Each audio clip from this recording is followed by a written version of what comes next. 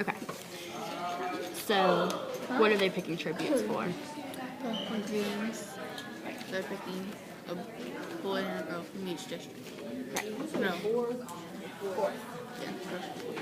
Yeah, one for each district. Okay. What is the mood of the story so far?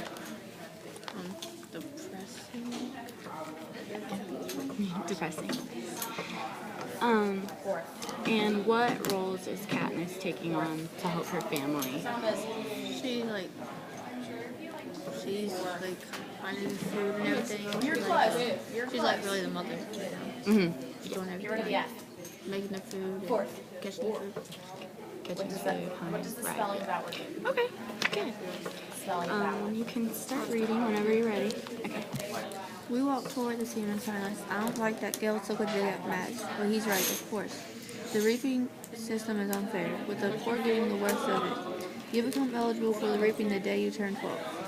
That year, your name is entered once, at 13, twice, and so on until you reach the age of 18. The final year of eligibility when your name goes into the pool 7 times. That's true for every citizen in all 12 districts and the entire country of Panem. But here's the catch. Say you were poor and starving as we were. You can opt to add your name more times in exchange for tesserae. Each tesserae is worth a a supply of grain and oil for one person. You may do this for each of your family members as well. So at the age of 12, I had my name entered 4 times. Once because I had to, and 3 times for tesserae for grain and oil for myself, Prim, and my mother. In fact, every year I have needed to do this. And the entries are cumulative. So now, at the age of 16, my name will be in the reaping 20 times. Gale, who is 18 and has been either helping or single-handedly feeding a family of 5 for 7 years, will have his name in for 42 times. You can see why someone like Mads, who has never been at risk of needing a tesserae, could set him up. The chance of her name being drawn is very slim compared to those of us who live in the scene. Not impossible, but slim, and even though the rules were set up by the capital, not the district, certainly not Mads' family. It's hard not to resent those who don't have to sign up for tesserae. Okay, so what are some ways that you have to sign up for more tesserae? Like, how do you get your name put in more often? You get opt your name, I still ate I ate food. Like your, what's that? like with your age. Well, you can do it. Yeah, you can add it. You can do it for each family member. As many times as you want. And for food. You opt your name. If you want it for grain and oil. Right, for grain. Yeah. Gale knows his anger at Mads misdirected. On other days, deep in the woods, I listened to him rant about how the tesserae are just another tool to cause misery in our district. A way to plant hatred between the starving workers of the scene and those who can generally count on supper and thereby ensure we will never trust one another. It's to the capital's advantage to have us divided among ourselves. You might say if there were no years to hear but mine. If it was the reaping day, if a girl with a gold pen and no tesserae had not made what I'm sure she thought was a harmless comment. As we walk, I glanced over at Gale's face, still smoldering underneath his stony expression. His rage is seemed pointless to me, although I never say so. It's not that I don't agree with him, I do. But what good is it yelling about the capital in the middle of the woods? It doesn't change anything. In fact, it makes things fair. It doesn't feel astonishing. In fact, it scares off the nearby gate. I yell at him, though, but I let him yell though. Better he does it in the woods than in the bush. Gale and I divide our spoils, leaving 2 fish, a couple of loaves of good red greens, a quarter of strawberry salt, paraffin, and a bit of money for each. See you in the square, I say, or something pretty, he says flatly. At home, I find my mother, and my sister ready to go. My mother wears a fine dress from her apothecary days. Prim is in my first reaping outfit, a skirt and a ruffled blouse. It is a bit big on her, but my mother has made it stay with pants. Even so, she having trouble keeping the blouse tucked in the back. It's something when water waits for me. I scrub off the dirt and sweat from the wood and even wash my hair. To my surprise, my mother has laid out one of her own lovely dresses for me. A soft blue thing with matching shoes. I was sure I asked her trying to get past rejecting offers of help from her. For a while, I was so angry I wouldn't allow her to do anything for me. And this is something special. Her clothes from her past are very precious to her. Of course, let's pull your hair up too, he said. I let her tie-dye it and braid it up on my head. I can hardly recognize myself in the cracked mirror that leans against the wall. You look beautiful, says Prim in a hushed voice. And nothing like myself, I say. I hug her because I know these next few hours will be terrible for her. Her first reaping, she's about as safe as you get since she's only entered once. I wouldn't let her take any touch of her because she's worried about me. That's the unthinkable might happen. I protect Prim in every way I can.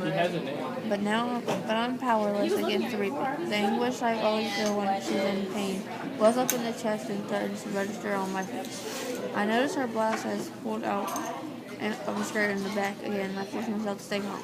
Tuck your tail in, little girl, I say, swinging the blouse back in place. Okay, so how many times is little sister Prim? One time. Older sister has a lot more times. Yeah. She took she got their name for Tesserae. Yes. It's crazy though how Prim just picked and she only has one. And everybody has like 42 or whatever. Yeah. Put them on the food. You want to read one more page? Prim giggles and gives me a small quack. Quack yourself, I say with a light laugh. The kind of thing that friends are out. Come on, let's eat, I say. Then a quick kiss on top of her forehead. The fish and greens are already cooking in a stew, but that will be for supper. We decided to have strawberries and bakery bread for this evening meal. To make it special, we say, instead of we drink milk from Prim's goat, lady, and eat the rough bread made from Tesserae grain, although no one has much appetite in it. At 1 o'clock, we had food square. Attendance is mandatory unless you're on that store. This evening, officials will come around to see if this is the case. If not, you'll be in prison. It's too bad, really, that you're holding the Reunion Square. Only a few places in District 12 can be pleasant. The square is surrounded by shops, and on public market days, especially if there's good weather, it's a holiday feel to it. But today, despite the bright banners hanging on the buildings, there's an air of grimness. The camera crews perched like buzzards on rooftops only add to the effect. People file in silently and sign in. The reaping is a good opportunity for the capital to keep tabs on the population as well. 12 to 18-year-olds are herded to the road areas marked off by ages. The oldest in the front, the young ones like Prim toward the back. Family members line up around the perimeter, holding tightly to one another's hands. But there are others too, who no one loved at stake or who no longer care. They slip among the crowd, taking bets on the two kids whose names will be drawn. Odds are given at their ages, whether they're seam or merchant, if they will break down or weak. Most refuse dealing with the racketeers, but carefully. These same people tend to be informers and who hasn't broken the law. I could be shot on a daily basis for hunting, but the appetites of those in charge protect me. Not everyone can claim the same.